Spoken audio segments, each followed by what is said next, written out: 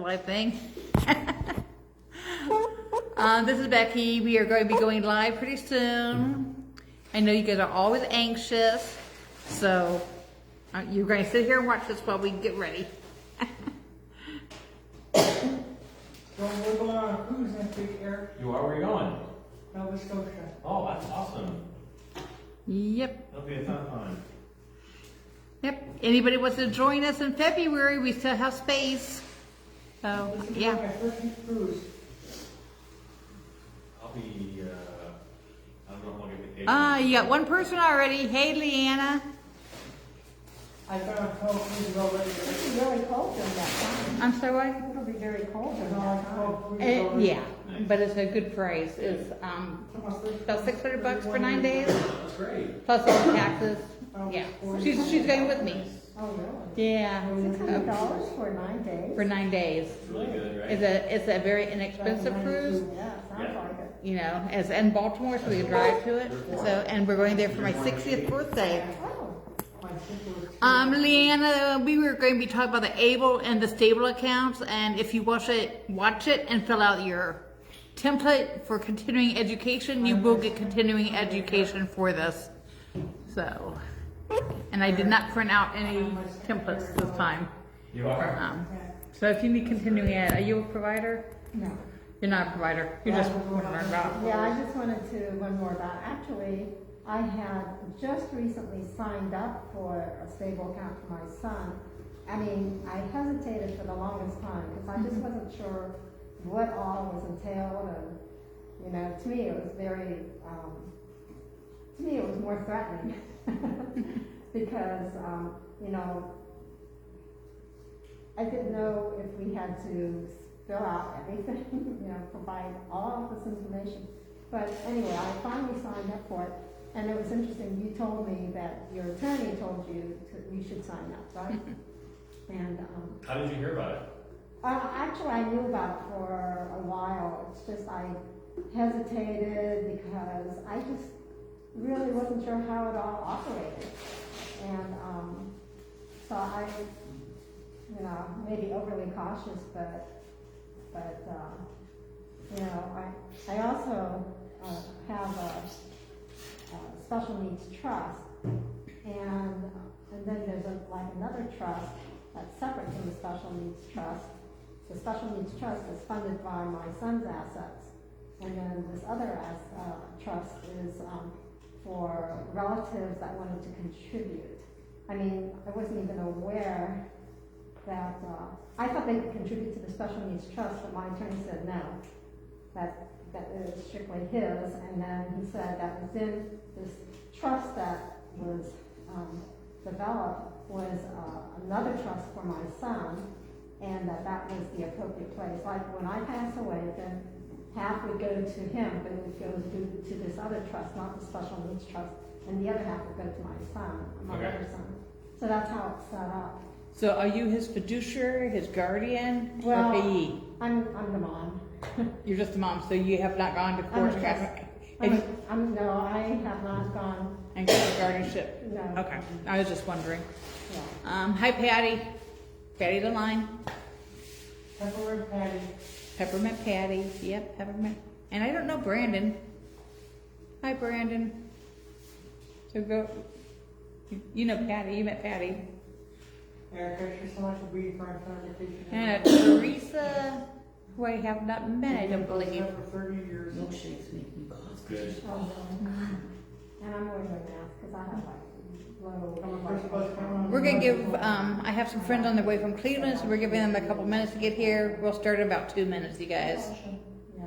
Does that sound about right? Yeah, Sounds good, like very small. my brother takes these shots One of my for forebears. arthritis. So he Grapes are has good. a compromised immune system. I became a so on my On the Oh, yeah?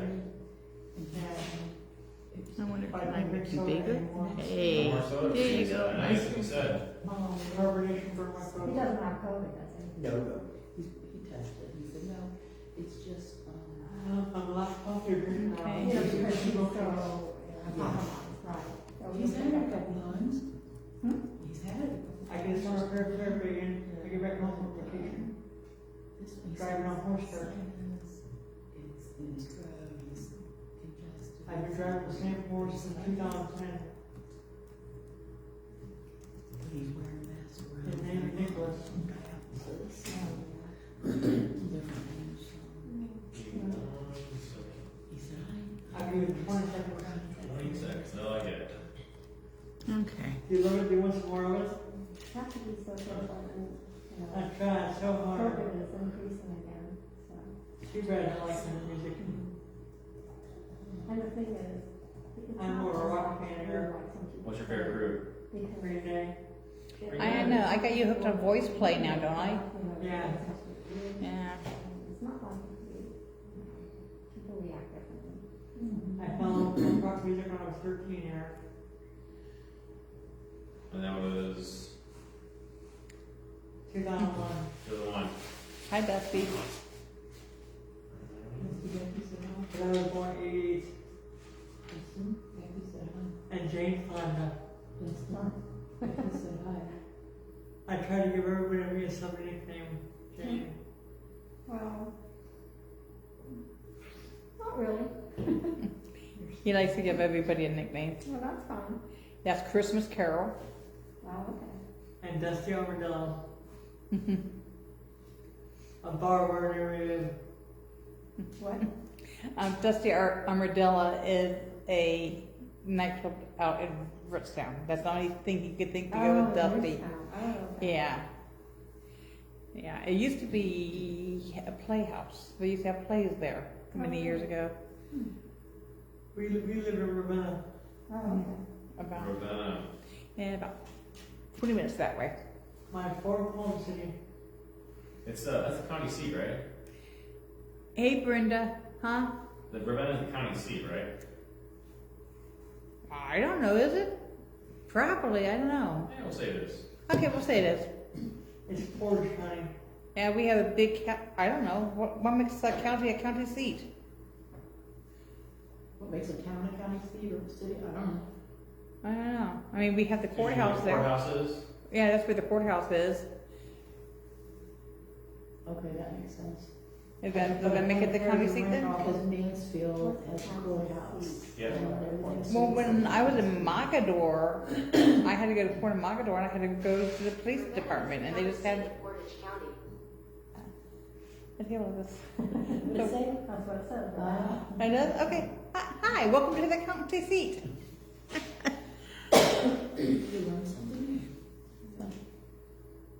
Interesting. Yeah. I didn't print up that brochure that you sent me because it was 24 pages. It's 24 pages in the packet, yeah. Yeah, but I didn't print it up. But I do have So it I just printed it out just so I had it for you. for me. Yeah. I have it on my computer, I can and that's what I uploaded to every, so it's in my files. I'll make sure everyone knows. If you want to go to our website, if you want to go to our website, the presentation I'm going to go through is on our website, Oh, and you can just follow along. well. You can give me your email, Oh. and I can send it to you. Oh, okay. But the thing is, I don't have, internet for my Oh. computer. Here, Yeah, I don't. Here you go. Here's mine. Oh, How generous. yeah, thank you. So when I lose my place, I'll have to ask you to go ahead and do talking points. Oh, okay. are you using a hotspot? I'm using my cell phone. Okay, because, So I have I can the keep internet your- through my do phone. you want our, Okay, yeah, we're good. okay. I just don't know who the preacher wants me to give it to. We're all good. We're all good like grapes. Hey, Nayoka's on. Hi, Nayoka. Hope you're having a good evening. Do you know Nayoka Kradoff? She works in the director's office of the DODB down Okay. in Columbus. Okay. So, and she just popped on. Oh, very good.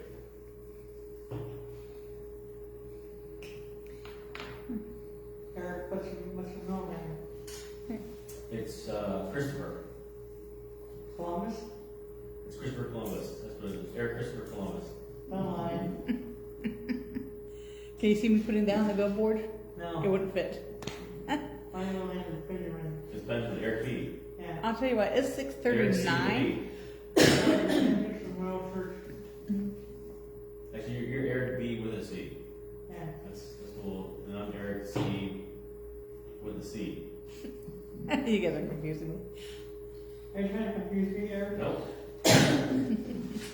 It's 6:40 now. Do you want to go ahead and just get started? Whenever Okay. you're ready. Yeah. I'm all set up. Okay. You've been live for at least 5-10 minutes. Oh, wonderful. Okay. All right. Well, hello, everyone. Thanks again for having me. My name is Eric Akmai. I am a program director for the National Association of State Treasurers, and we help to lead a national initiative to promote able accounts around the country. I happen to live here in Ohio.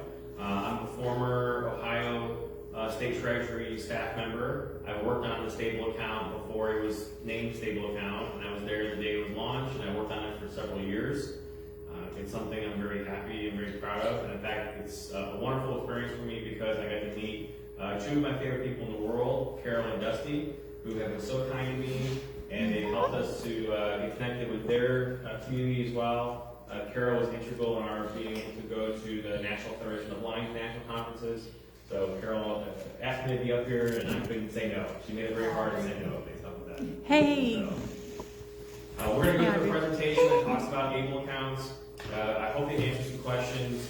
If it's okay with you, should I just go through the presentation and then people can ask questions at the end of it? Or what's the easiest way for us to do it? You can do it either way. Which would you prefer? We're pretty open. We do whatever you want. I'm pretty sure. Either way. I mean, why don't I go through the presentation so people can write their questions down or they can put them in the chat and then we can just go through them in the end. Okay, sounds good. Okay. All right.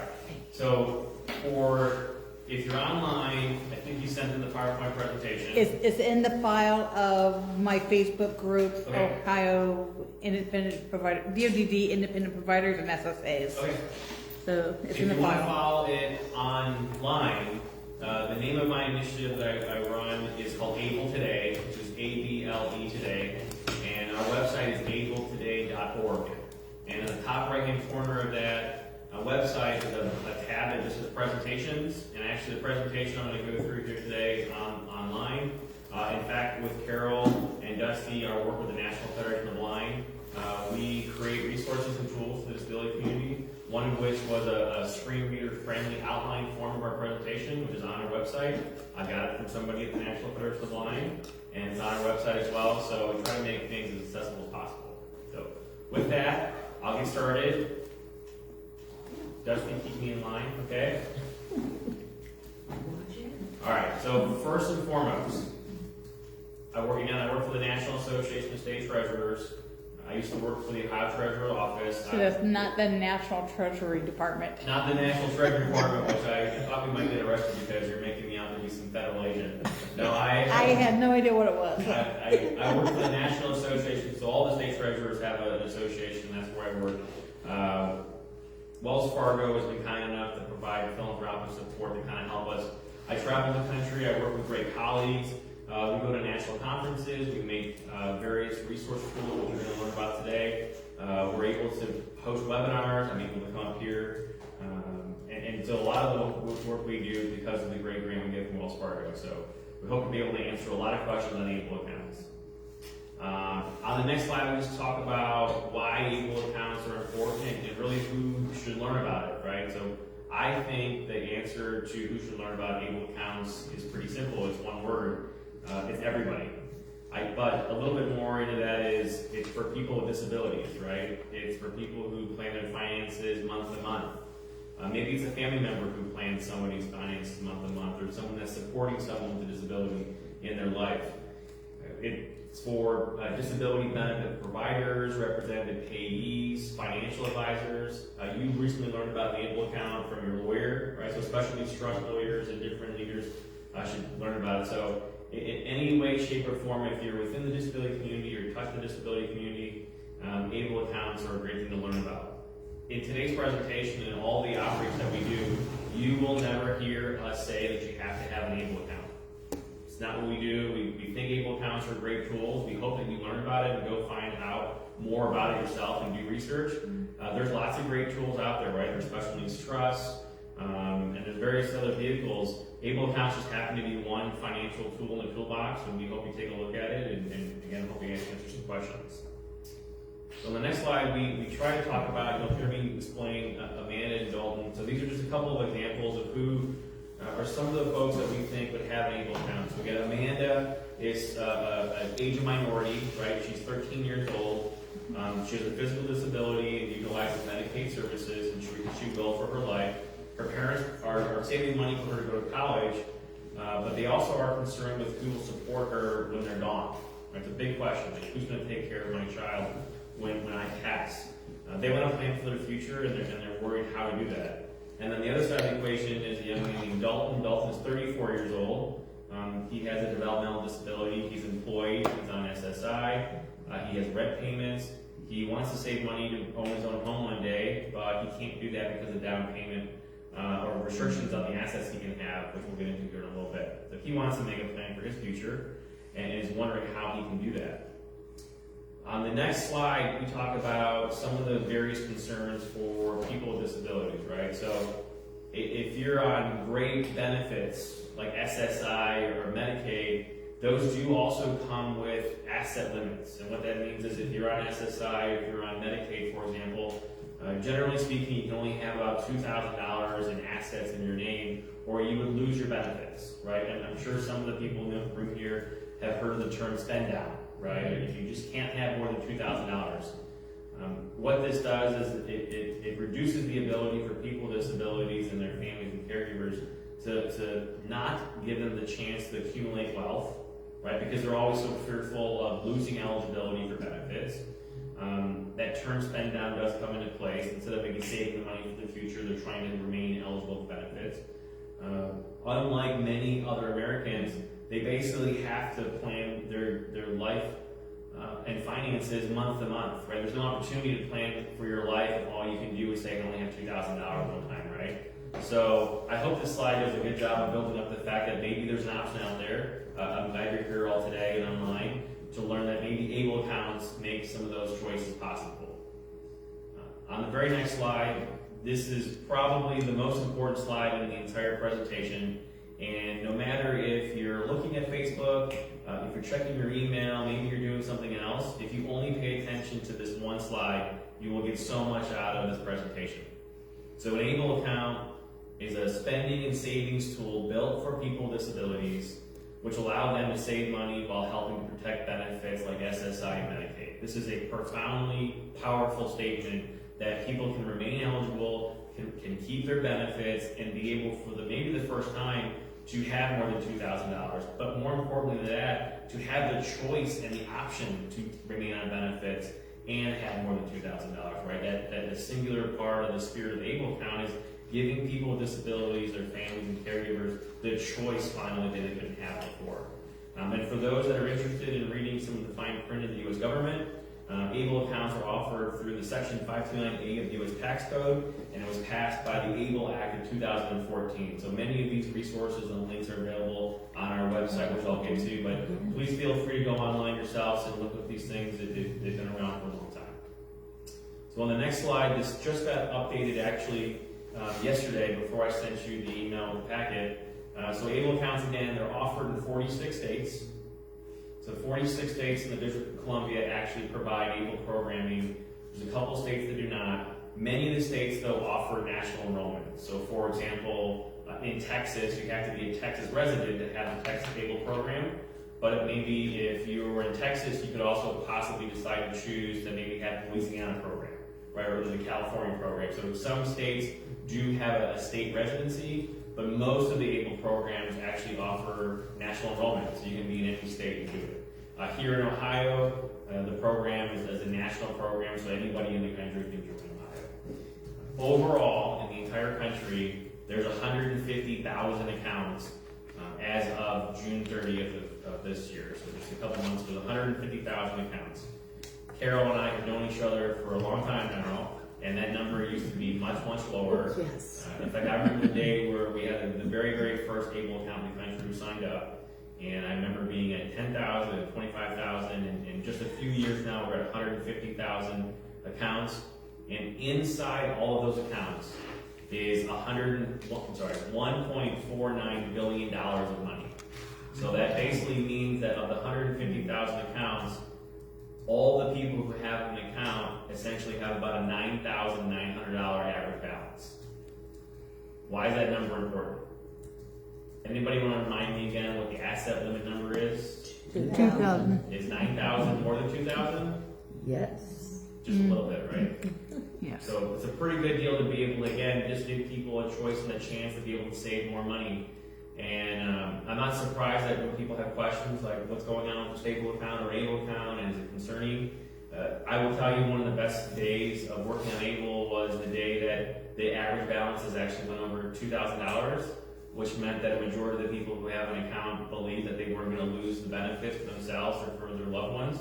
And now that the average balances are now closer to $10,000, it means that we are getting the message out and people are investing. So I will also add again, you'll hear me say it many times, it will protect the benefits being over $2,000.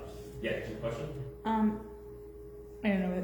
I know you wanted to wait till the end for this, but It's your show, so we're here for you. So because I have so many people in line, and I don't want to lose them. Yeah. Because they like to sign off before questions get answered. Sure.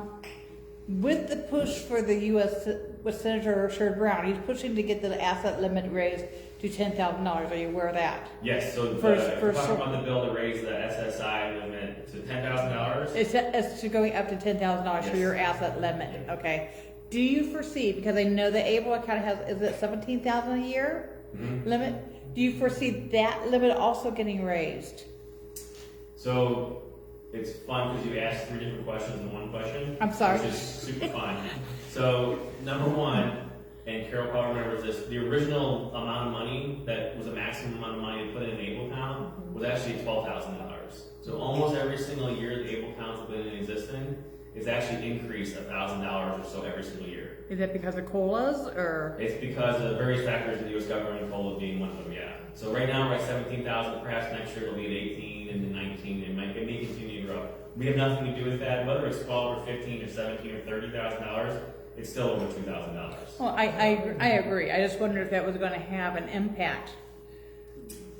Yeah, I don't work on the legislative side of it, so I couldn't tell you. But Sherrod Brown obviously is introducing it. He does a great job, and it's going to be a great impact. Hopefully, if it passes for people with disabilities. So they do intertwine themselves, obviously, because having more money is always great. And ABLE accounts would be a great place to put it. And one of the big questions is, can you only have one stable account, or can you have more than one? Yep. So the answer to your question is you can only have one ABLE account anywhere in the country. I just want to make sure everybody in the room knows this, and anybody online. ABLE accounts are the name of the accounts, period, no matter what it is, anywhere in the country, it's called an ABLE account. And I'll give you a perfect example. Does anybody here know what the National Football League is? It's the NFL, right? So, has anybody ever heard of the Cleveland Browns? It's just a football team, but they're in the National Football League, right? So, picture like the stable account, which is Ohio's program, the name of a program. Then Michigan's is called MI ABLE. Indiana's is called IN ABLE. Kentucky's is called Kentucky Stable. Pennsylvania's is called PA ABLE. So all the different states have a different name for it, but no matter what it is, it's always called an ABLE account. So if you hear me say anything, it's always going to be ABLE, and you can only have one of those accounts at any one time. But if you would like to have an ABLE account in one state and maybe transfer to a new state, you can go ahead and do that. But you only have one program at one time. So is it a good thing to watch the rates of each of them, or? These are all great questions. So generally speaking, we have a resource where you can follow along all the interest rates and the fees and everything are online. You can follow along.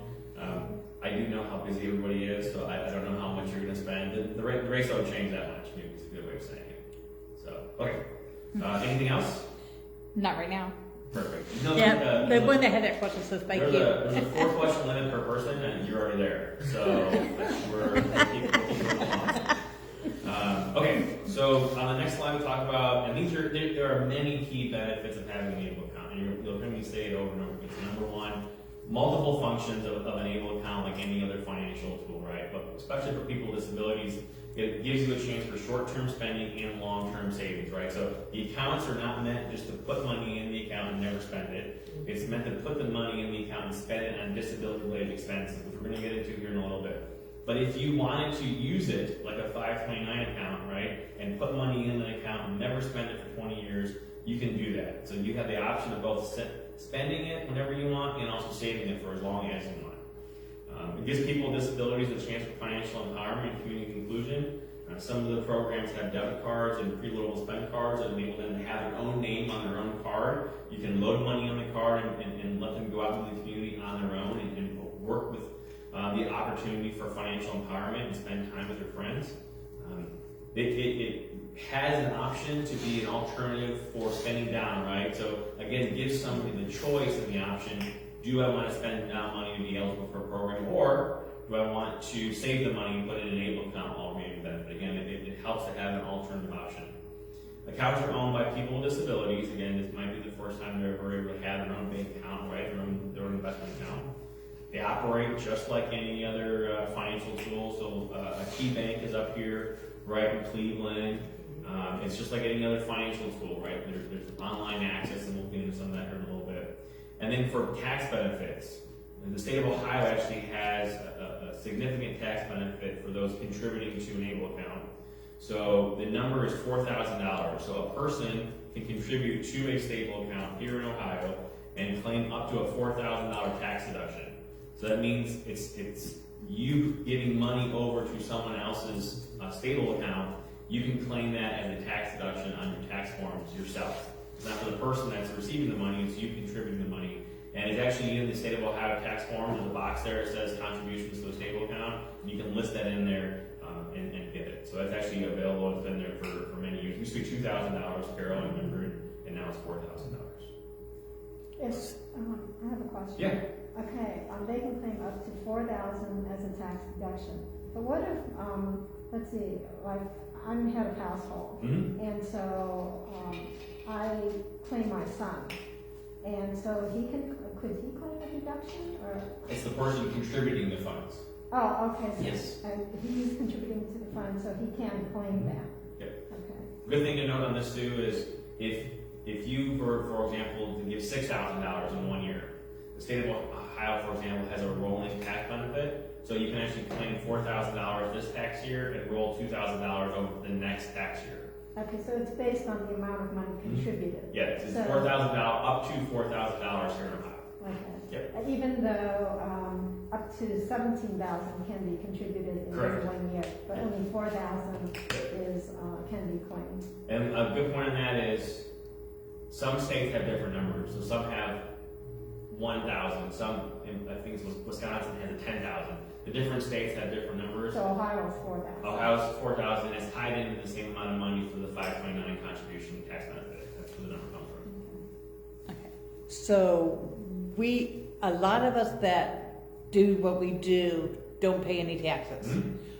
But if we would happen to have a spouse that paid taxes, Mm-hmm. that could come off of them. They could claim that deduction, right? Yep. So again, it's the person contributing. Okay. So if a spouse is working and they pay taxes, they can post it on their taxes and claim the tax benefit on their taxes. Okay. I just wanted to point that out. Good questions. Okay, so the next slide talks about ABLE eligibility, and this is flat across the entire country. This is for everybody, no matter what state. So number one, the disability has to begin before the age of 26. So it's not that the person has to enroll in an ABLE program by 26. It's that the disability has to start before the age 26. One more layer down from that is the fact that you don't even have to be diagnosed with a disability before your age 26. You can actually be diagnosed with a condition in your 30s or 40s and 50s. If the diagnosis said that your disability began at 26, you can be eligible. So that's the first thing. Is there a reason for that cutoff? So a great person to ask is the U.S. Congress, and part of it is just the compromising of picking a number. I will tell you that the number is increasing to 46, thanks in large part to the U.S. Congress, to the ABLE Age Adjustment Act passed in December of last year, and Congress helped to raise the age from 26 to 46. 246. Mm-hmm. So that number will start on January 1st, and not to let everybody understand that the numbers 6s and 2s are great, but on January 1st, 2026, the age will go to 46. Is it taking that long to write the rules? You know, And that's just something in our business that we're forever waiting for rules to be wrote. I'm just gonna, I think the questions are really fantastic, and I'm gonna keep talking about able accounts. Yeah. Some of the other questions, I think others might be more helpful to answer. Yeah. So, it's great that it's great that it's happening. How about that? It's great that it's happening, and Oh, somebody else, people Donna, have. like that one. So, Your friend Donna. okay, so the diagnosis has to be that someone has a marked and severe functional limitation. And with that, a good example would be if you're already eligible for SSI or SSDI due to disability, or if a doctor has diagnosed you with a physical or mental disability. We have often pointed folks to the Social Security Administration. They have something called the Blue Book, which many people know about. The Blue Book has a listing of numerous conditions and disabilities that would be considered eligible for an ABLE account, and we point people to that. Essentially, though, I just want to point out again in the middle of the screen, the circle box green area, it says marked and severe functional limitation. Right, keep that in mind. One other big note at the bottom of that page is the fact that you don't have to be on any public benefits to have an ABLE account.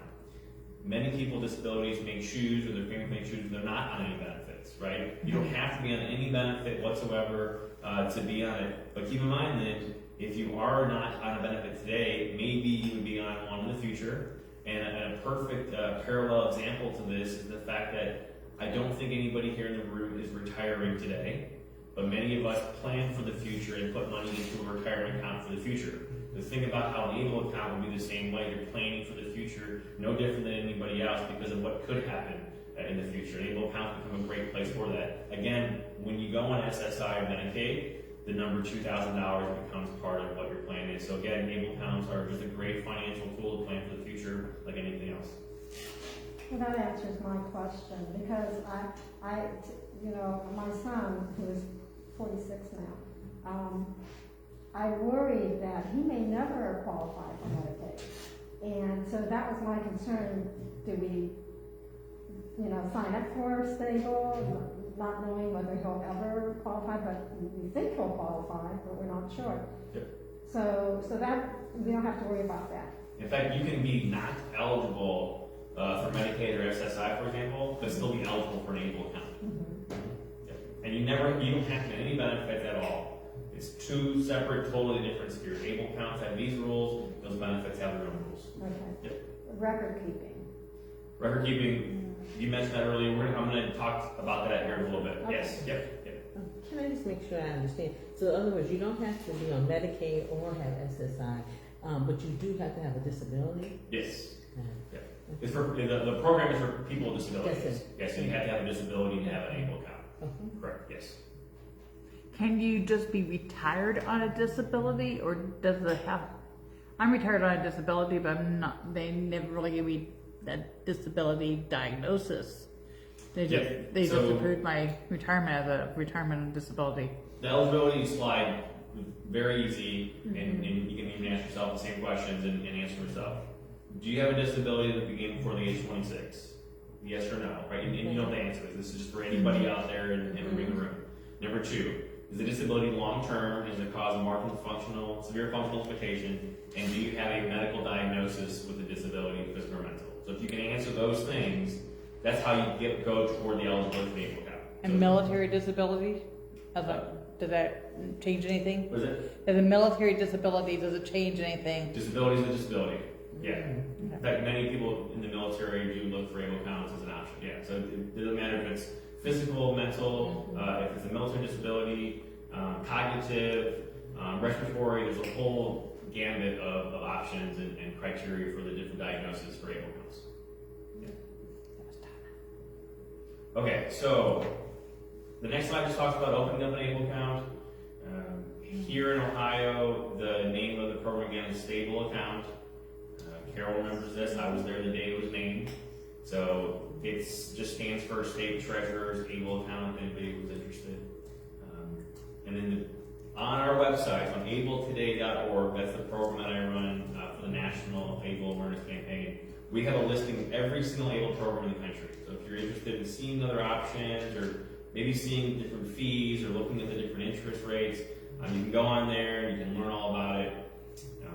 The stable account website I wrote down here just to make sure I would forget, just stableaccount.com. So STABLE account.com. So if you want to go there, or you go on our website, we have a button that says Ohio, it takes you right there. It's very easy.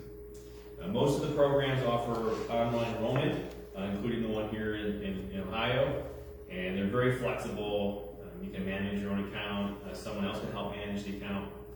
So I'll stop there for 1 second, and then record keeping. You get a question, and I'll answer that question now. So, Well, the thing is, my son, he lives at home. He doesn't really need anything right now, but I want him to save as much as he can. sure.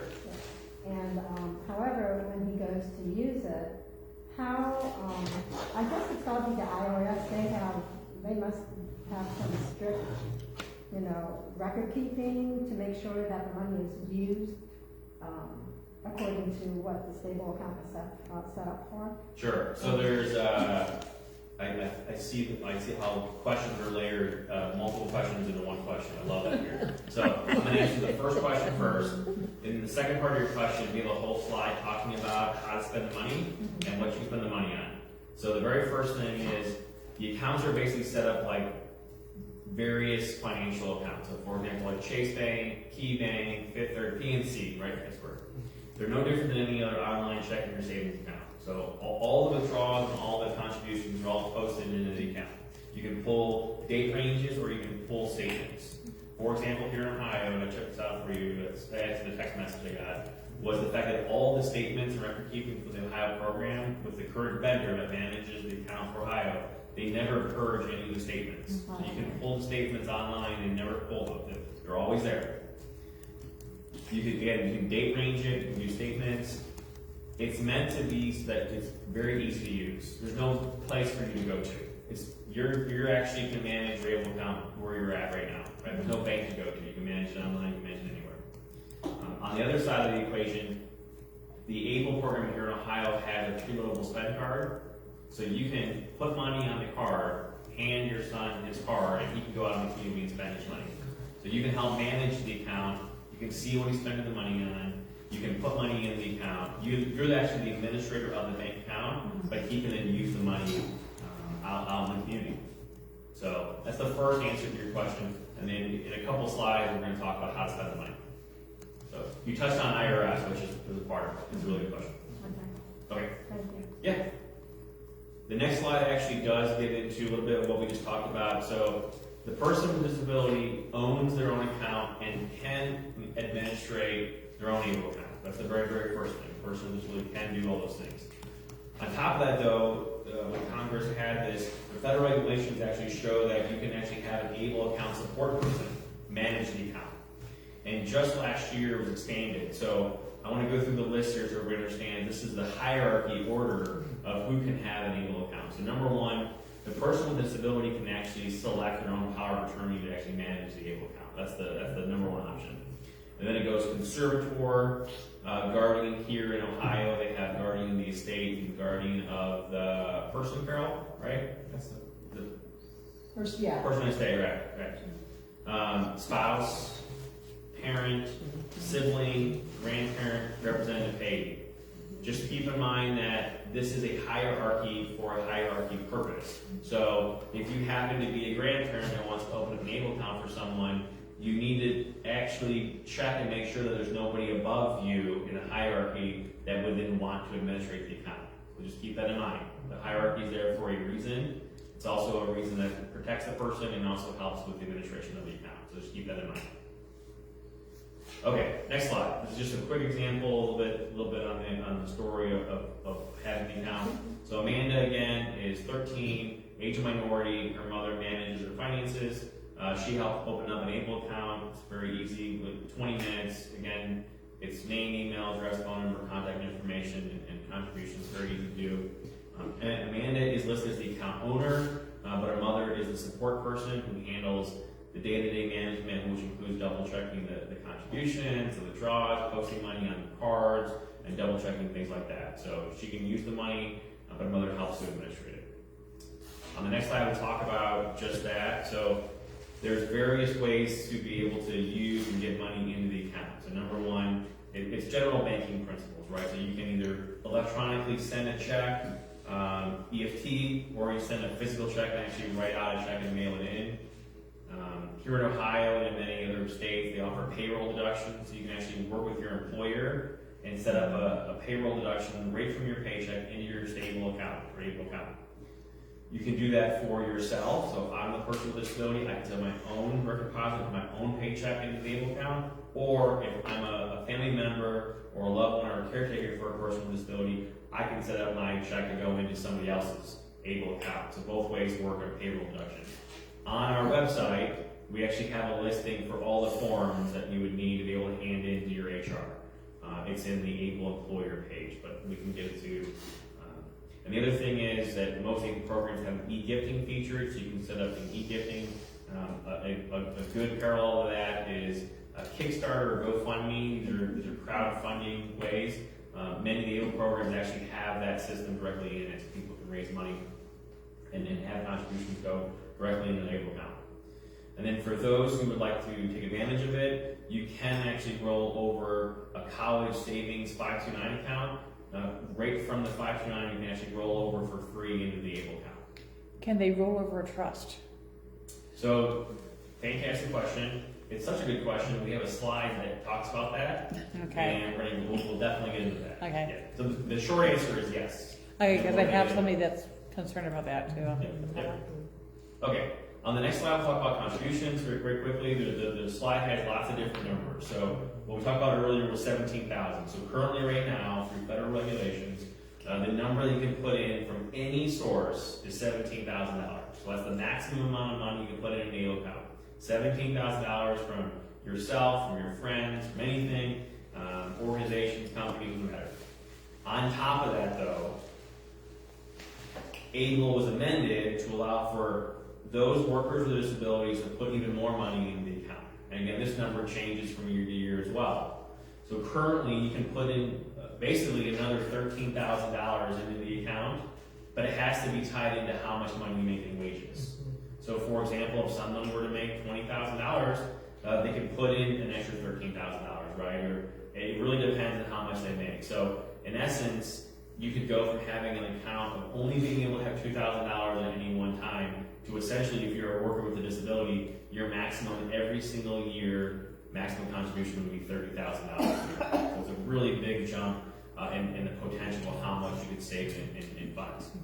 And then on balance limits, various states have different numbers. It's about $300,000 to $500,000. That's the maximum amount of money you can have in the account over the lifetime of someone. Here in Ohio, that number is $523,000. So it's a very big number. Okay.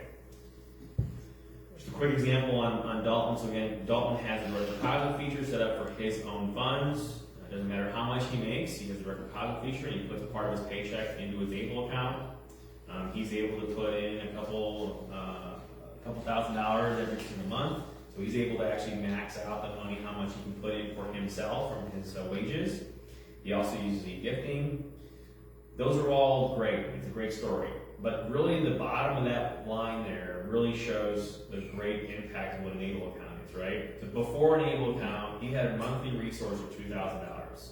That's a fact. Now with an ABLE account, he has a choice and an opportunity to save $18,000 every single year. So you basically go from having an asset limit of $2,000 a month to the potential of saying, I'd like to earn and be able to save more and be able to put something in the account while keeping my benefits. It's a very profound statement, and it really speaks to the spirit of what an ABLE account can do for people with disabilities. Annual costs. So there is a monthly maintenance fee attached to the accounts. We've been around for a while, right? So the old Ohio ABLE program was about $5. Carol, I believe, is now $3.25 or so. So it keeps going down every single year. Some states have lower, and some states have higher fees. Again, you can go on our website and kind of compare and contrast if you'd like to. And then on the asset base, they have the accounts are savings options and investment options. And many of us who have a retirement account may have a fee attached to managing our retirement. Same thing for this. There's an asset fee based on the investments we have, and Carol probably heard this story 100 times, but when I first started doing Able and I first saw it, I go, oh, it seems pretty high. It's 0% to 0. I kind of computed in my head that was 90. I said 90% seems pretty high, and it's not. It's 0.9%. It's a very, very low number. And again, all the numbers are online. Every single ABLE program, which is managed by state entities, also have every one of these. All the fees are online. There's a program disclosure statement. They're on their website, and every single projection and reports of how all the investments do are all online. It's all posted. Every single state has it. So if you ever want to see how all the investments are doing, all that's public information. And if you can't find it, I'd be happy to show it to you. Speaking of the investment options, on the next slide. So ABLE programs function in different ways. Many of them have a checking option, a savings option, and an investment option. So checking, savings, and option. Obviously, many of us can use checking to be able to write checks. Some have that, some don't. Savings, obviously, is hopefully very straightforward. We can put your money in for long term. And then investments, right? So many people with disabilities may have never had the opportunity or choice if they've never had investments before. So essentially, the checking and savings options are FDIC insured up to $250,000. They operate like any other banking option out there. And then the investment side of the equation is it's a combination of stocks and bonds, right? So just to give everybody a quick preview again, if you want to invest for the long term, maybe you pick short-term investment options, long-term investment options, but just keep in mind this: investments go up and they may go down, right? So if you want to play the high risk, high reward, or the low risk, low reward, that's up to you. You can actually use your ABLE account and pay a financial advisor to help pick it, but no ABLE program, myself included, I am not a financial advisor. I am never going to tell you where to put your money. No one's ever going to tell you where to put your money. You can put it in checking, you can put in savings, you can put investments. It's up to you to decide and how best for yourself or for a loved one that you help administrate the account. So that's up to you to decide. You want to put it in savings or you want to put it in investments. I have a question. Right now, my son, he uses the checking account with the credit union. Sure. And so you're saying that in Ohio, he can have a checking account, and where he can write out checks. And it's something that's really good for him to do. And I wouldn't want him to stop. I mean, you know, it's nice to have a debit card, but I would prefer that he, you know, do. Check. Yeah. So I'll tell you this, and this is a little bit different between the different programs. So the state of Ohio ABLE program does not have a checkbook. They do not. They do not. Okay. But that's just the ABLE program. If you wanted to, and I'll get into this in a little bit, you could take money out of the ABLE account and put it into that personal checking that he has and spend the money that way. One of the good things about that is that he can continue to use his own personal checking account. One extra piece for you though is you will have to make sure that you do the record keeping on your own, because once the money comes out of the ABLE account and you put it into a new account, ABLE can't keep doing the transactions. You have to actually manage. So how much money goes into that account, how much money comes out, and where all those things are spent. So just keep that in mind. There's no right or wrong. It's just that the record keeping features kind of go away because you put it into the new bank account.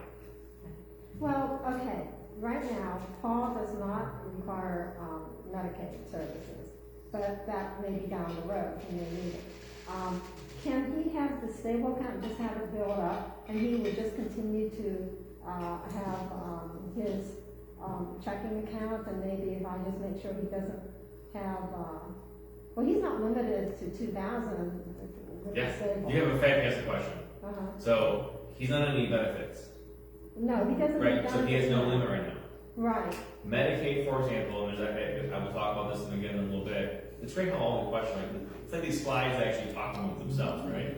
So Medicaid cannot look at what's in an ABLE account other than when you have your Medicaid services. So for example, any money he has in an ABLE account, if Medicaid can start for 10 more years from now, they can't look at all these years to see how much money's in. They can only look inside the ABLE account from the day you start Medicaid services. Oh, okay. So it's not like they're going to go into the ABLE account and purge out all the money because you had it forever. It's when you had an ABLE account and when you had Medicaid services, at that point is the start to look back of where the funds come from. So if you're using money today, If he doesn't start for 10 years, it doesn't matter. Okay, but the thing is, between the able account, the special needs account, and, another account that may come from a family member.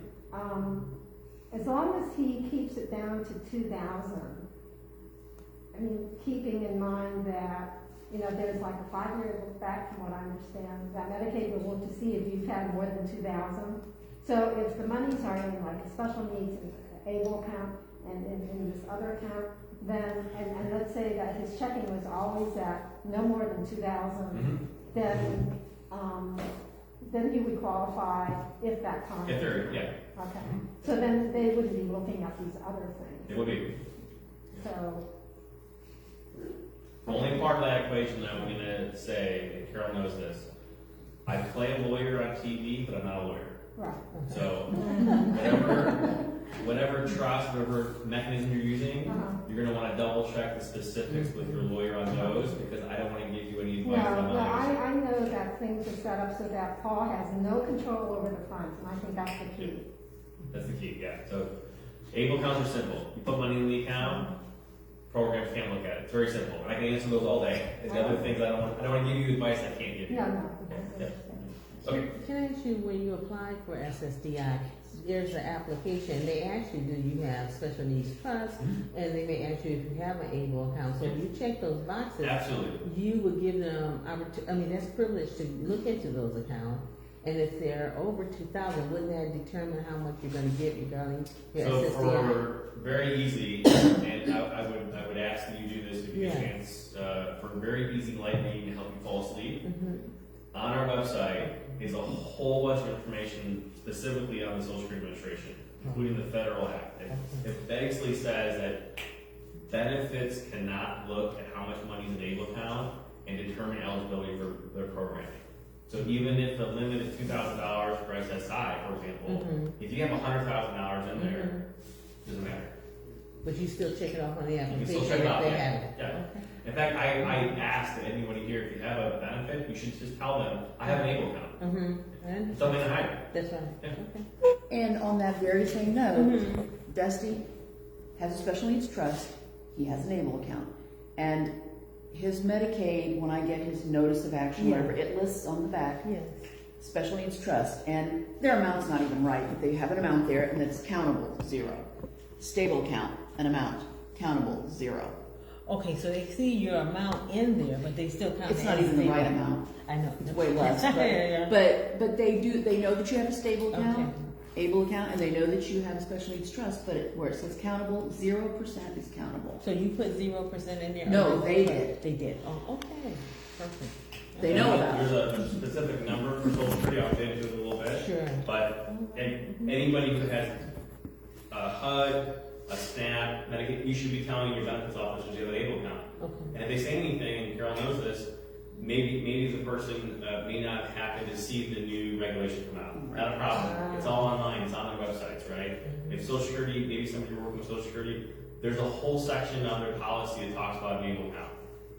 Maybe they just lost an email. Not an issue. You can help them find it and talk about it. So worst case scenario is all these things. It's not just on our website. It's on our website has the federal government listings of the Social Security Administration, or the Medicaid office, or the Housing and Urban Development. So if you go on our website, it's links on our website that are the federal government links.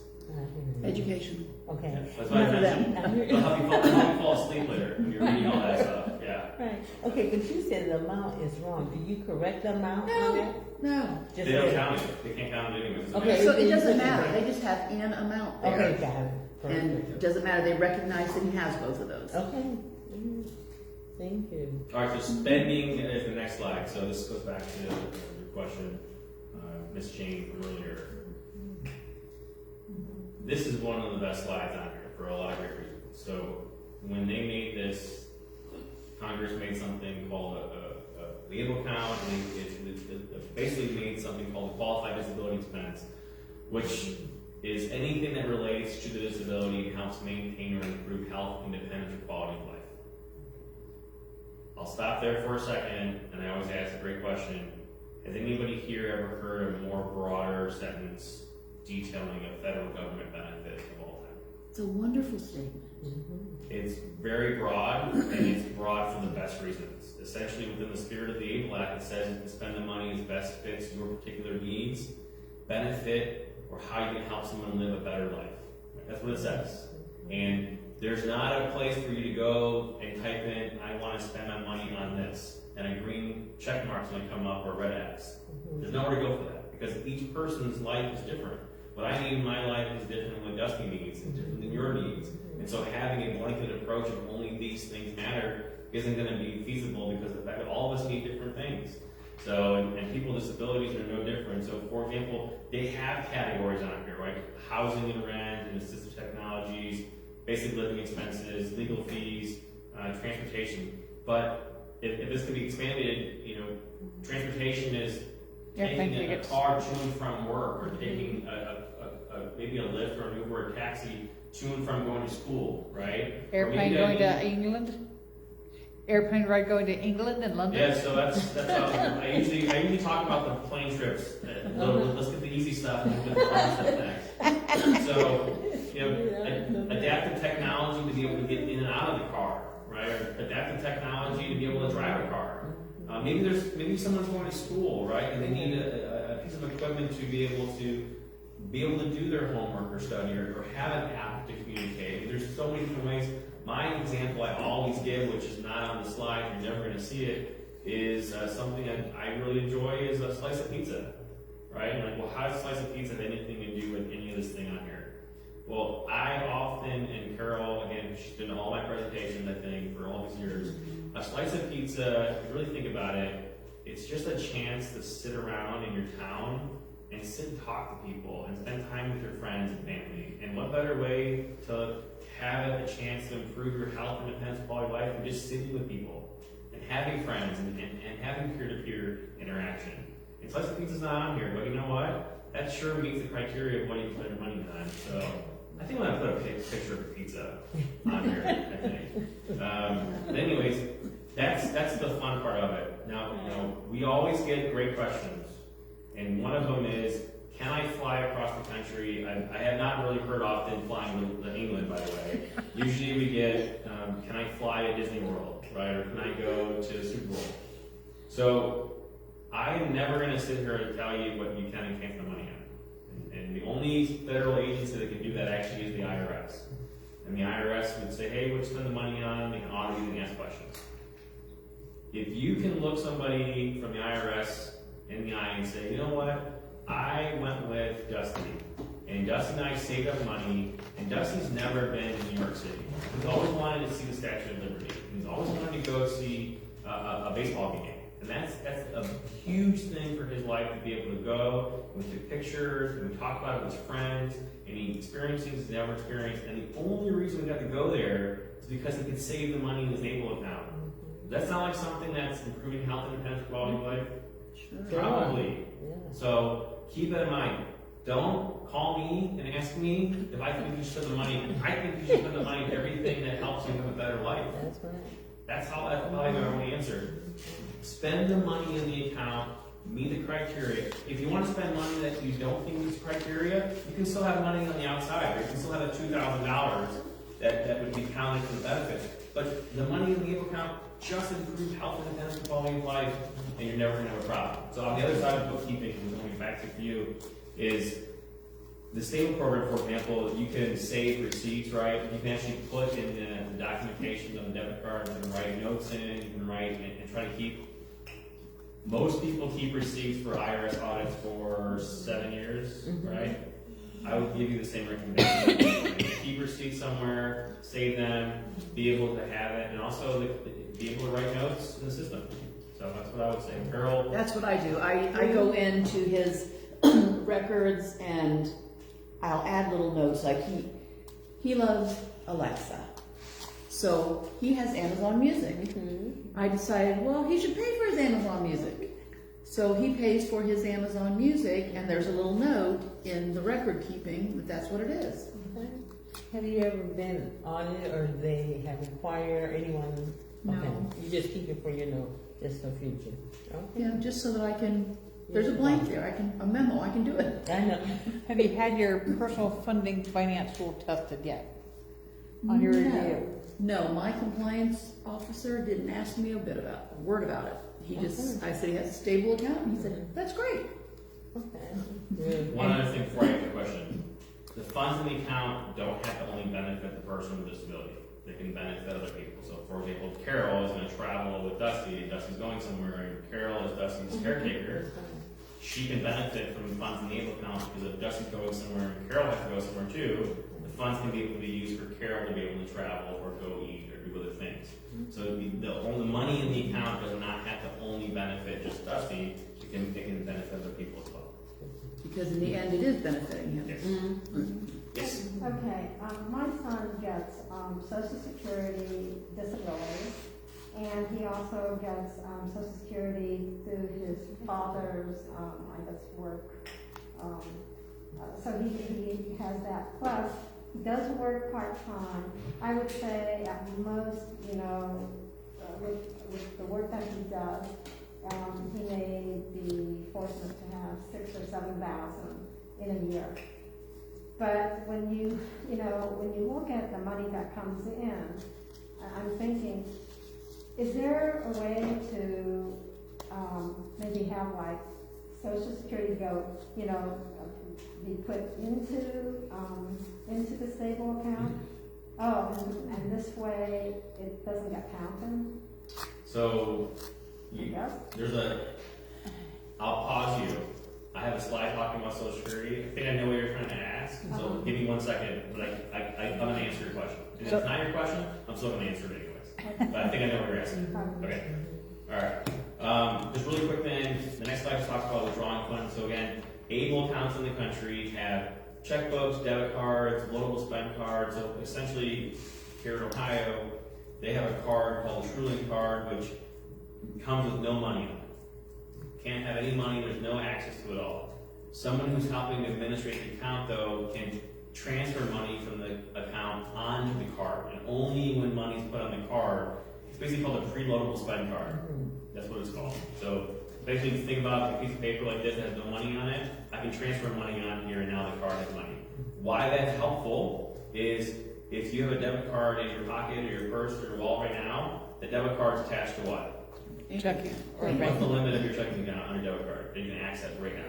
Whatever. That can access 500. Right. So what if you had a card that had a $500 one or a $5,000 one? Or you can have a $50 one. So the Ohio card itself, the person who's helping to administrate can actually pick and choose how much money can go on the card. You can actually also pick what vendors the card can be used at. You can actually limit and expand how much and how little the card can be used. So for example, and I'll do this. So if you want the card to only have $100, you can put only $100 in the card. Even if you have $10,000 in your able account, the card only has $100. It can't pull money from the able account. On the other side of the equation, if you only want, is it Paul? If you only want Paul to be able to have $100 and only spend it at Best Buy or Giant Eagle or Starbucks. McDonald's or Starbucks, you can actually check off vendors within the card, and that card will only be able to be used with the vendors you select. That's kind of good for a couple of bits. It's not a debit, it's a debit card doing this because it's like a debit card, but again, it's a loadable spend card, so you have to load money on the card first, and then it becomes a debit card. And so how do you load it on? You actually go in the stable account and you transfer money from the stable account onto the Transfer card. money from the stable account. It's all in the inside of the account, yeah. Just like you do at your regular bank. Yeah, Okay. yeah. So which, I guess that would be really handy for someone that would lose their card, and if somebody found their card and went to some place that wasn't allowed to be spent at, Exactly. and tried it, and then, Right. Right, what's that? If somebody were to lose their debit card and somebody has a PIN, well, maybe they can use the PIN for $50. But if there's only $50 out of it, it's only $50. Whereas the debit card with a PIN, I can keep pulling the money out as much as I want. and some places There's no money. doesn't, some places don't even ask for the PIN. So for example, if your debit card is attached to your checking account, No, he just. no, yours. Oh, no. So Mine if is. you had a debit card, somebody might be able to pull more money out. And the Ohio program is built so that there's extra layers of protection. So the only money on the card is what's put on the card itself. That's really the easiest way of saying it. It's kind of a nice way to teach some of the higher functioning kids to be responsible. And my mom gave me $100 to spend, and I know I spent 25 here. I only have this much left. I can't overspend. It kind of teaches them. True, yeah. Again, other programs, Pennsylvania over here, they have a checkbook account. Other ones have debit card. It's you can review if you want. I'm just trying to be helpful right here in Ohio. Okay, so the next slide gets into several things which we've kind of touched on, and then we'll get into here a little bit more. So, I'll talk about Social Security first. So, only for SSI. After an account has $100,000, after it has $100,000 in the account, Social Security would count extra money above $100,000 toward the $2,000 limit. So let me make sure I have this correct. You could only have $2,000 before, and now if you have $100,000 cash sitting in your able account, at that point, Social Security will say, hey, we're going to start counting money above $100,000. And I always say this, what a great problem to have, right? You have $100,000 cash sitting in an able account, and after $100,000, you're going to count it toward your SSI. It's a pretty legitimate problem to have. Everyone here understands what SSI helps pay for? Food and shelter. Do you think you can afford food and shelter if you had $100,000 cash sitting in an account? Yeah. Thanks, Eric. You know me, Eric. You got my back. I appreciate it. So that's one thing. Number two, you talked about this earlier, Jamie. So Social Security is also designed to help people with food and shelter, but it also enables them to earn a paycheck, right? As you earn more money in paycheck, if you're on SSI, your SSI benefits go down. He's not on SSI. Okay. Tell me what's the name of the other benefit? Social Security Disability. SSDI. Yeah, there's no. Are you asking if he can earn more money and have an able account? Is that what you're asking? I'm just thinking, if I were to total up the 2 Social Security checks that he gets, plus his pay that he gets every 2 weeks, it may end up being more than $2,000. And Unless so, he's on Medicaid, you don't have to worry about it. So, at all. right, but the thing is, Are you thinking he might end up on Medicaid Preparing later? for the future. that's a possibility. I'm looking at the future. Okay, and So, how old is he? He's 46. 46. Does he have any other income other than his SSDI? Well, the other income would be what, I've had him save up over the years. I mean, you could apply for Medicaid now for the medical insurance No, he has insurance through Through- STRS. through his work. No, Or it's, through you guys? it's from the work that I have done. Okay, so you can carry him for life on your insurance. Well, they're always looking to get him off. Yeah, they said after 26. I mean, no. Really? With a disabled person, check the ELMS. You can carry Check it? a lot of your companies. If you have a child that is disabled, you can keep them on your insurance for life. Even when you retire? Even when you retire, you have to As long check. as I'm alive. But you have to check your insurance. Now let me. Email address? Okay, so Eric, ERIC, at Able Today. let me Okay. tell you the. Let me say. Email me the 2 specific Social Security benefits you're on. Email me those, I'll ask him after he's on. and then I'll answer your question back. Okay. I'll answer that when he's on. At abletoday.org. Okay. I will say, I'll try to answer this question for everyone. How much money you earn and make and get from other resources is not what able accounts are for. Able accounts are designed to help with protecting money inside an account. It's not meant to protect, if I make extra money, can I keep my benefits? That's one thing I want to say. So if you're getting money from this account, different pots, that may be effective. If the money in the able account is protected, and how we basically say this is, it's an asset shield, so it protects the assets you have, not how much money you earn, right? So think about it like, and the phrase is income shield versus asset shield. So asset shield is money in the able account, income is how much money is coming into it. Right. And that how much money is coming in could affect your benefits. Right, and so I was just thinking, if it goes to his able account, let's say, Maybe there would be. that might be a way around it. Good. I don't know if he's getting $2,000 per month.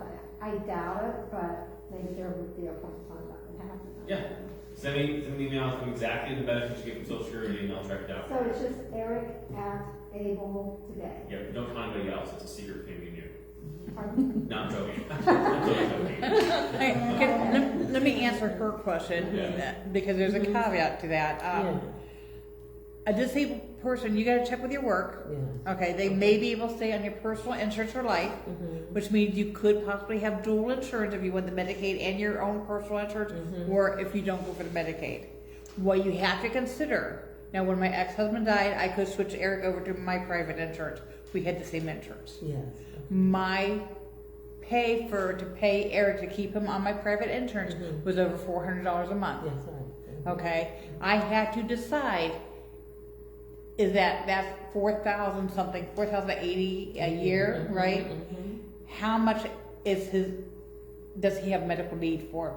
My son is not a high medical need person. Okay, so I have to decide, is it worth that for all the deductibles I would have had to have met before the insurance book kicked in? Or was it better for us to just go on straight Medicaid for him? So that's a personal decision. Somebody has to figure out the math. Yes. So for us, it was just better you know what, you don't have all these high issues. He is on straight Medicaid, and as long as you have a waiver, Yes. you don't have to take a program. You can stay on straight Medicaid. Okay. Okay, you don't have to go to CareSource. You don't have to go to Blue Cross or whatever those other ones are, okay? Blue Cross Blue Shield? Well, there is one. There's a Medicaid program for that too. Our insurance used to be Blue Cross Blue Post Office. But so that's a decision everybody has to make for their own. They have to know their deductibles.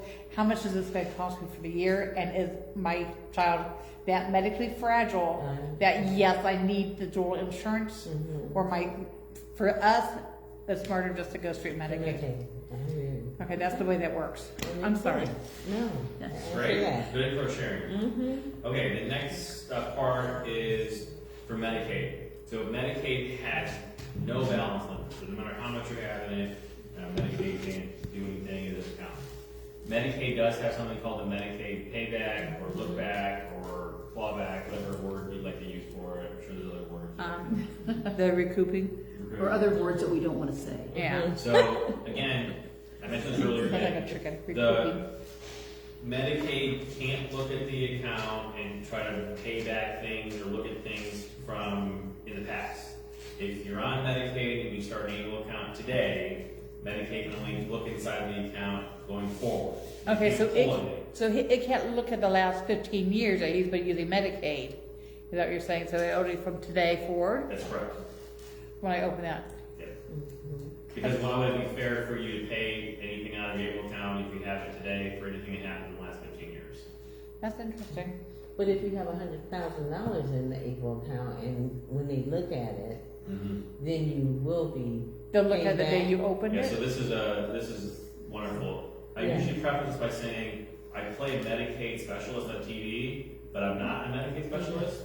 Just like I'm not a lawyer, a financial advisor, you kind of see a thing here, right? I'm on lots of things, but nothing. So I would never dream of answering the question of how much money Medicaid's going to look at in an account. Okay. I can't do that. It's up to the Medicaid office to decide that, and they can do it. Okay. If there's $100,000 in an account, though, that probably would seem pretty interesting to somebody after someone passes away, right? But Medicaid services, let's say Medicaid services cost $5,000 a month for someone, and they've had it for, say, 20 years. Is that more or less than $100,000?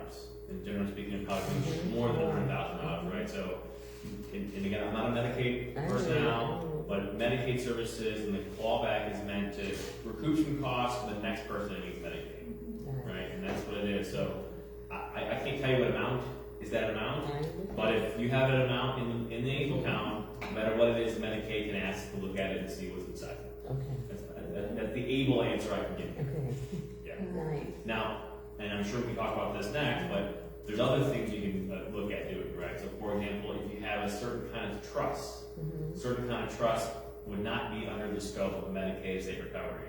So you can put money in a trust and then transfer money from a trust into the able account. There's different kind of vehicles, and Carol might be able to be more helpful with that than me. Again, I'm not a lawyer, I play one on TV. And you're saying no.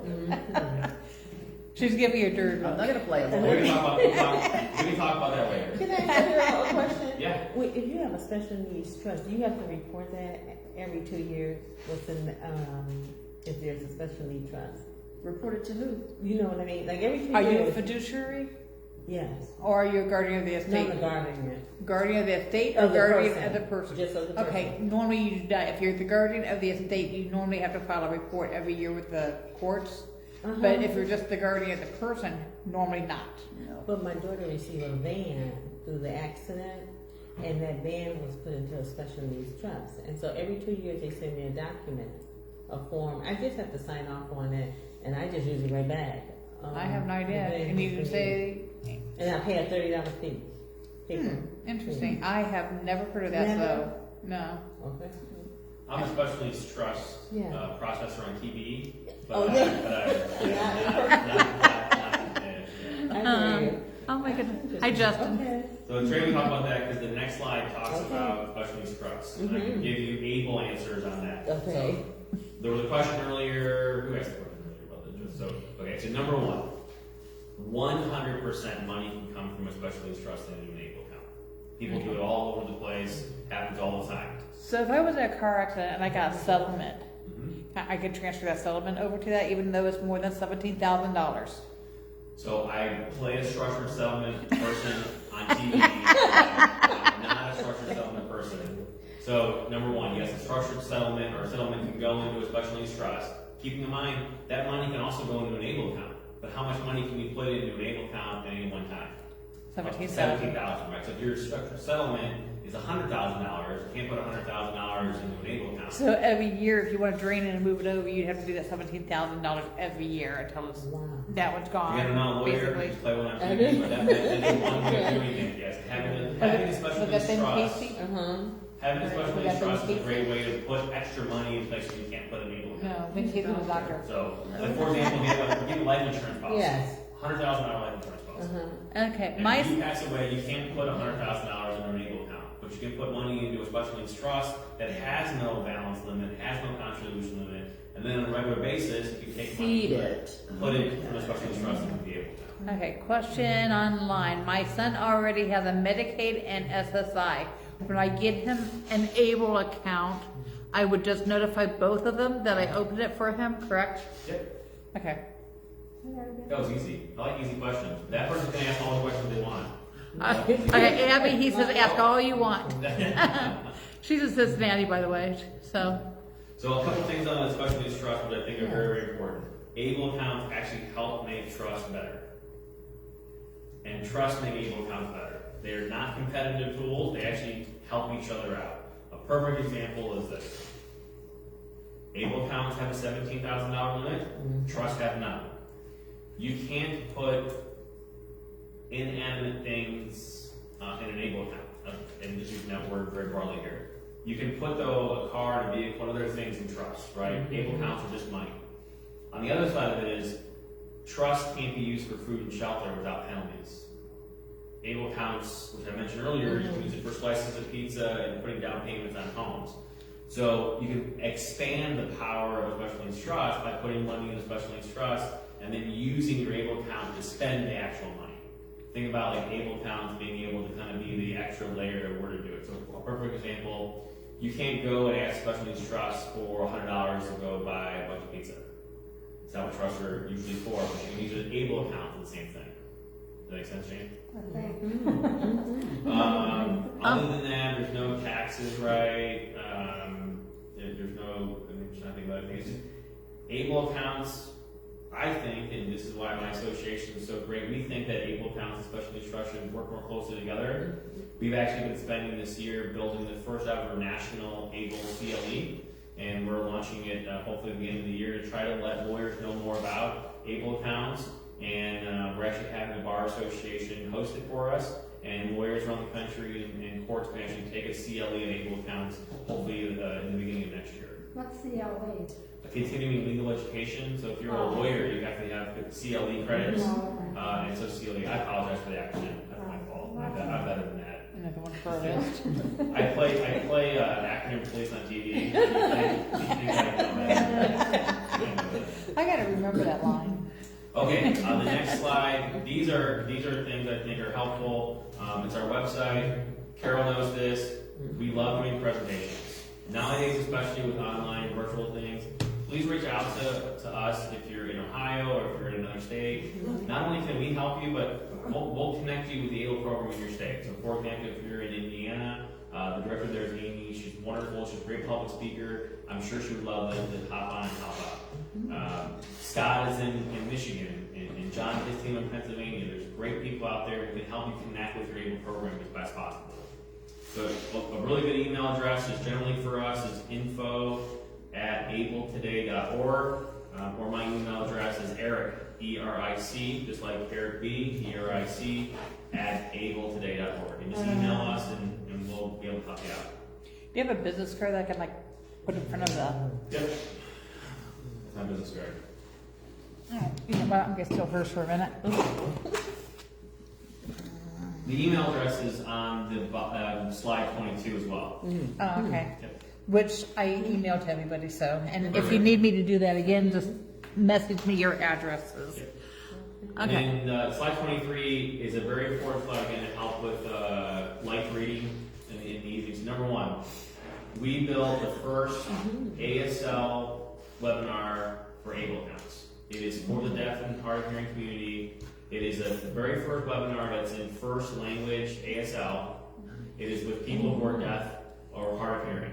So I'm not on it, no other ABLE program's on it. It's for the deaf community, by the deaf community. It's a great resource, about 26 minutes, very detailed ABLE presentation and very high production value.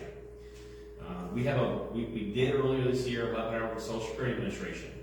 If you believe nothing I say today, which is very understandable, you can watch that webinar and hear somebody from the Social Security Administration acknowledge the fact that the Social Security Administration works with ABLE program and works with us, and Social Security benefits to interact with ABLE accounts. So you can watch that yourself. It's on our website.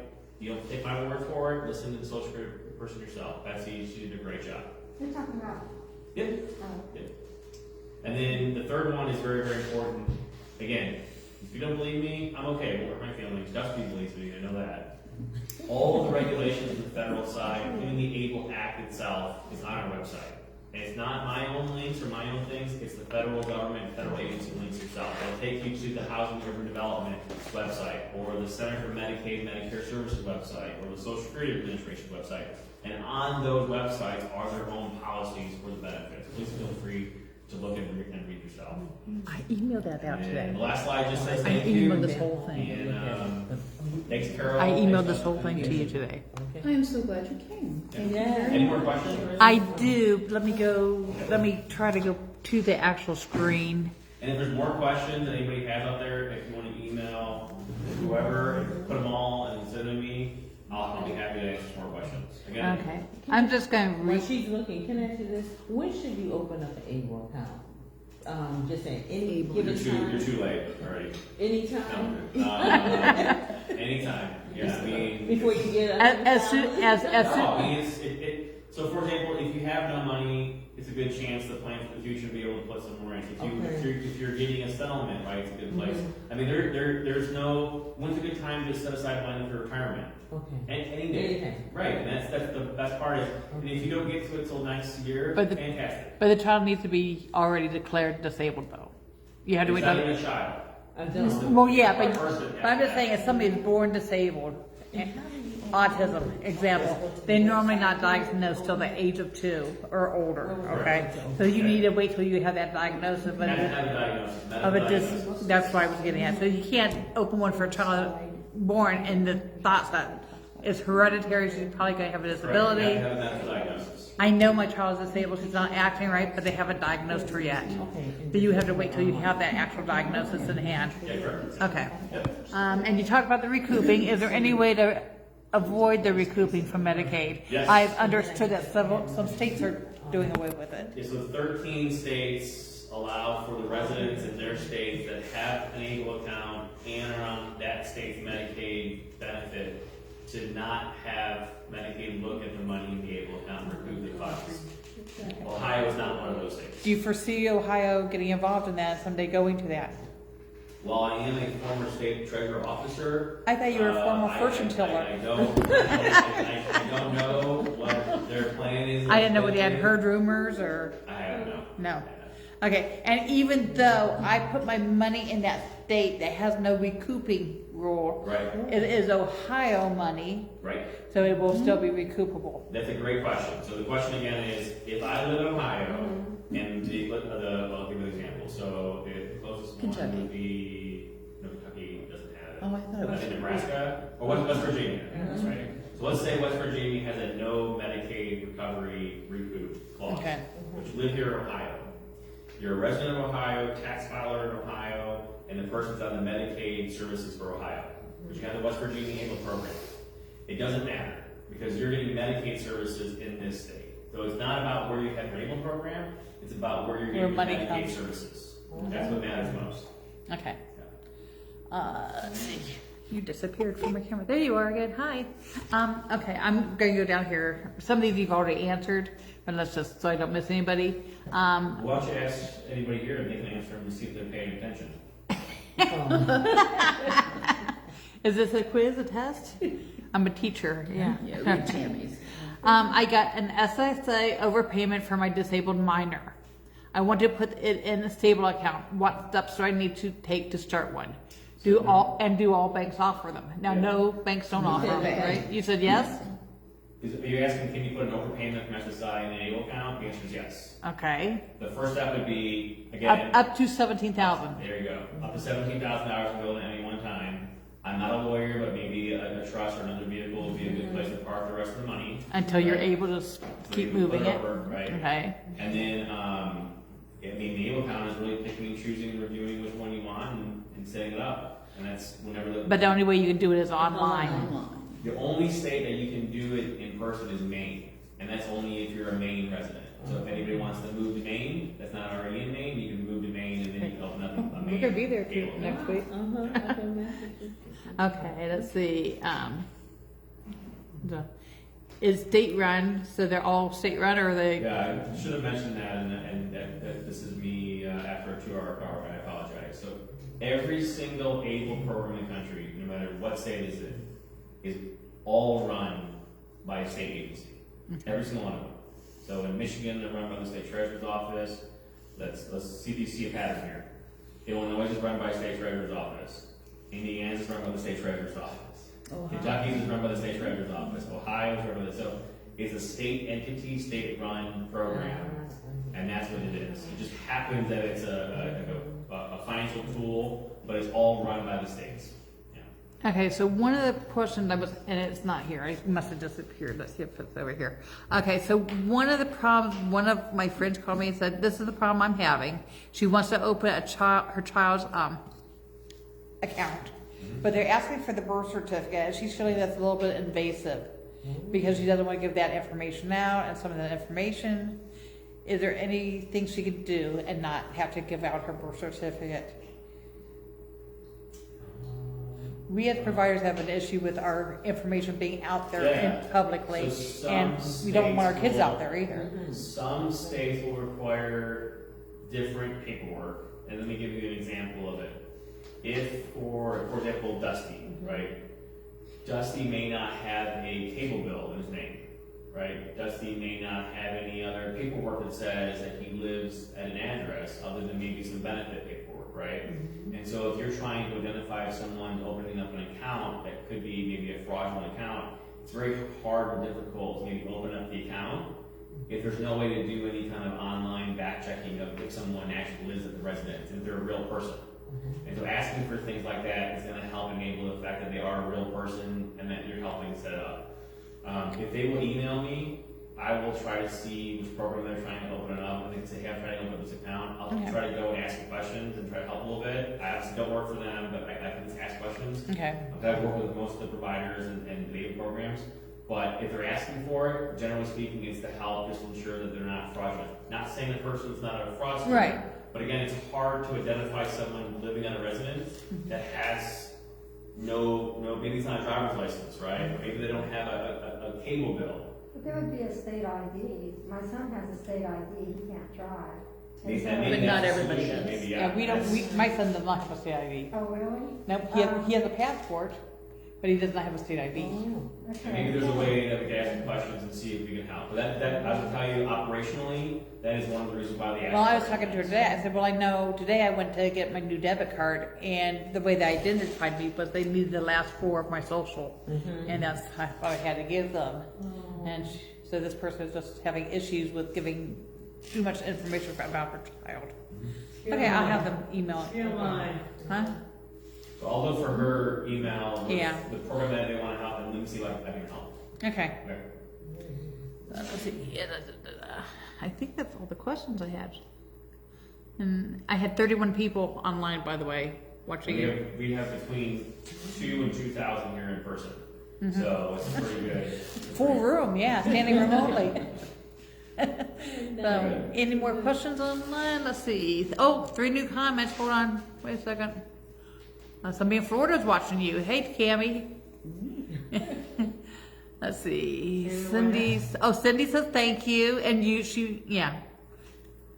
The Yeah. person's in Florida, just one little side here. There are some states that have, again, residency requirements, Florida being one of those. So if you want a Florida account, you have to live in Florida. The person in Florida is my preacher's sister, so I don't think she's real. She just wants to know what's going on at the church. Oh, okay. We're here. We're having a great time. The problem with the card being issued by a separate entity is can't talk to Stable. It's frustrating when there is an issue. Oh. That's a good. So what do they do when they have an issue with their debit that card? One, so the You're not a banker. Yeah, I'm not a financier, but I do play one. So the question would be if I have an issue with my debit card and there's a third-party vendor helping to manage the debit card, how do I work it out because the debit card company won't talk to the ABLE program? Is that what I heard? Yeah, Okay. that's what she said. So number one, if they have contact with the debit card company, I actually would recommend they contact the ABLE program directly and say, I'm having an issue either with a withdrawal or a transaction or a contribution.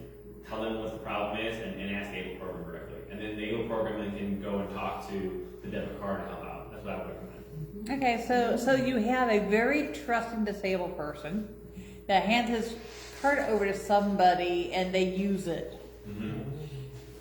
Is there some kind of fraud that you can do? Like you can go to the bank and they'll refund you your swipes and you can file a report and blah blah blah. You know. So I do play a credit card company sales representative on TV, but I am not a credit card company sales representative. So, but I won't give you this answer. All the cards and all the banks that provide services for your account want the best for the people with disabilities. They have lots of protections on purpose to help them. They do have robust fraud systems as well, and so acknowledging to them and letting them know when fraud occurs, either someone stole the money or stole the card, is 100% the thing I should recommend. You should immediately tell people, hey, the money was fraudulently spent, and get it a hold of them. I'm not here to tell you that they're going to give you the money back, but I'm telling you that there's a really good chance and a really good opportunity for you to go ahead and get part of the process and figure things out. You may have mentioned this, maybe you didn't. Are they FDIC insured? The money's all FDIC insured up to $250,000. Okay. And then, for example, the third party like stable account, that card is actually they bank through the bank of let me go look at it real quick. It's a bank.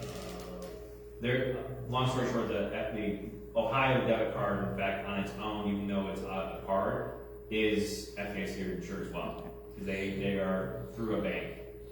So I'm a fiduciary, okay? All my son's accounts are sequestered accounts, which means I have to go through the courts to access the money. Can I have a sequestered account through ABLE? So Carol and I often talk about this. So number one, no matter what ABLE is or not, any court order or any kind of responsibility provided or duty set by the court needs to be adhered. Right? ABLE account does not supersede anything that a court hasn't said you can do. So the first thing if you want to do, if you have a court order in place, or a court has deemed that somebody needs to have permission to have a bank account, is you need to go talk to the court and say, I would like to open an ABLE account. If they happen to say, I've never heard of an ABLE account, that's okay. You now have lots of information to be able to show them. Carol, remember, we actually went to every single probate court in Ohio when I was here, when I worked for the state of Ohio. I've been to every single county 3 times over. We went to every DD office, every Medicaid office. We went to every probate court. We went to every single Family and Children First Council, and Help Me Grow as well.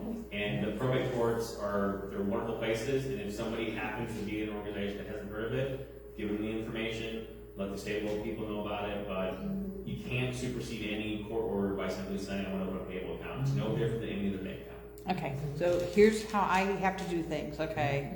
If I want to take money out of, say, his special needs account, okay, which he has right now, I have to do something called an expenditure of funds. I have to write the courts, they give me a letter.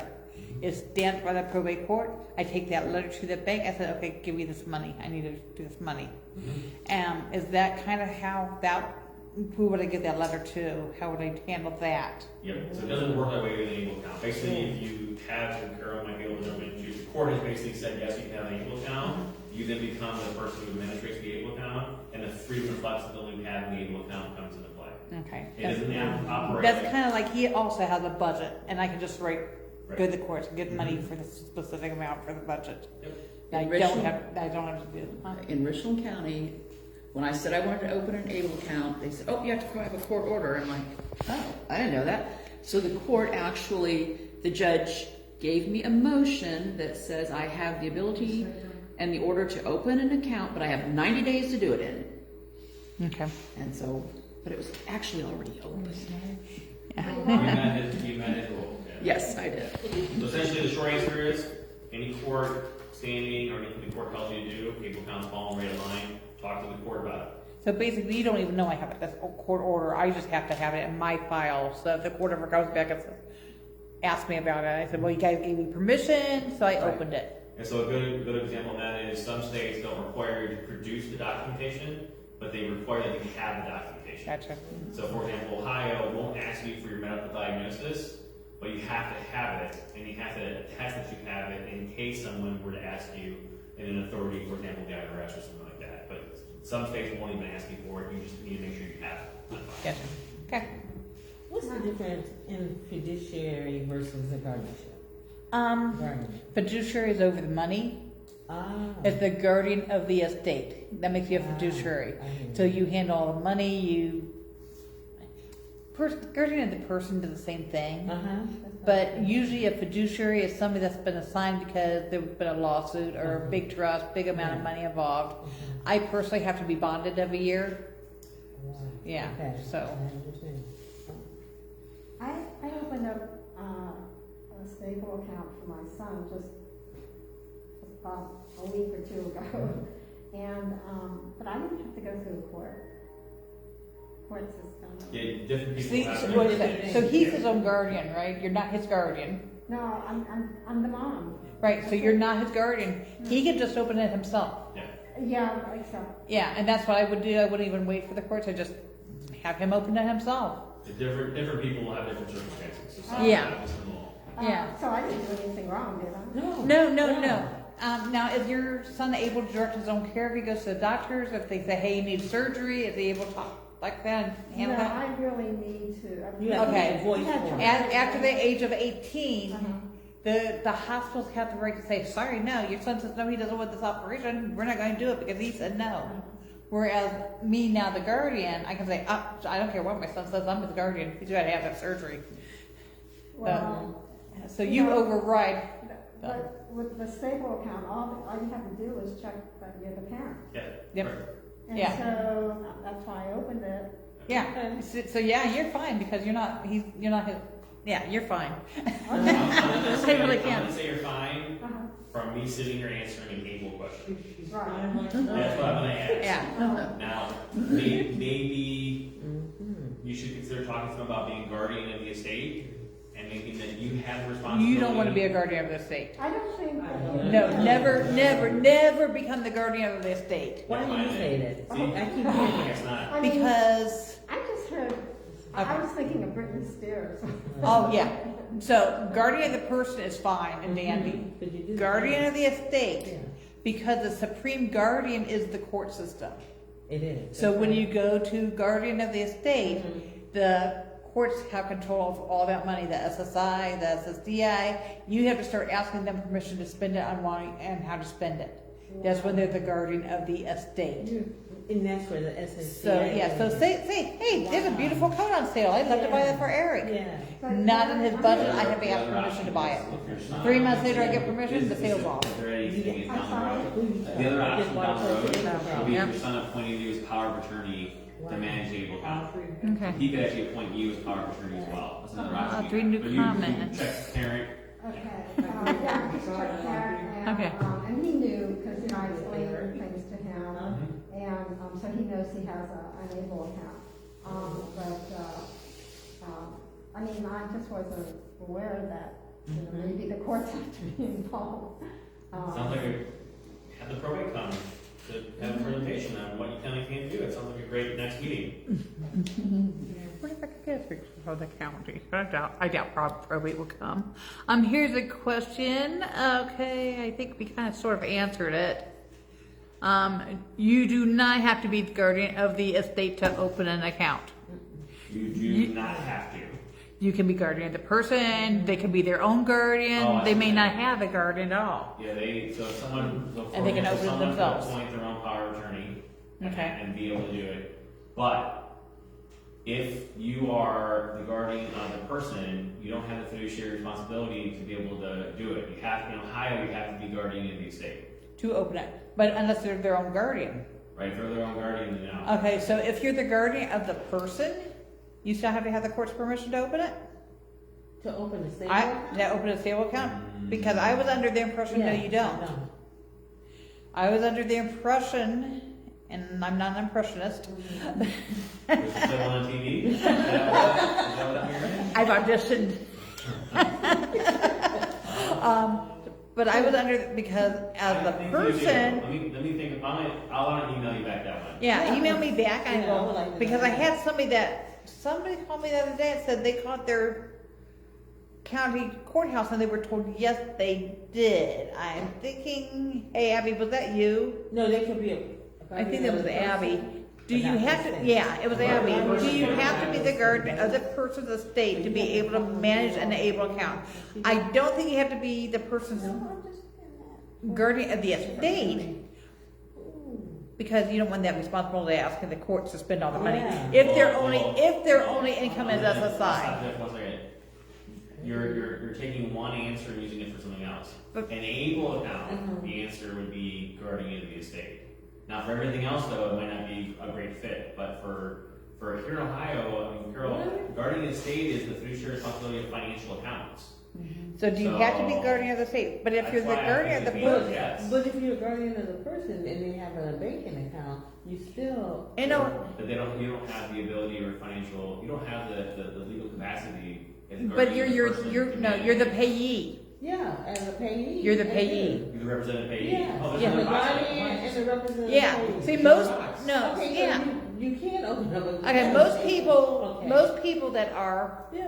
just the guardian of the person are also the payee. Yeah. All of these times you asked 4 different questions in one question. And then this time you asked one question in one question. So the question should have been, could I be a representative payee and manage the able account? Okay. The answer is yes. So you could be the person, Yes. okay, so are you the payee? Representative.